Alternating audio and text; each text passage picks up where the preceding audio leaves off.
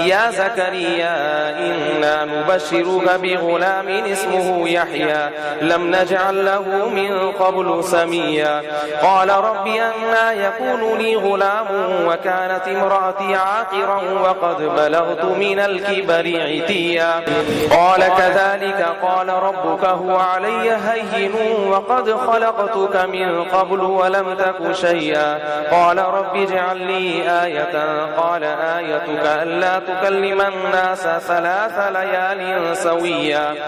فخرج على قومه من المحراب فأوحى إليهم أن سبحوا بكرة وعشيا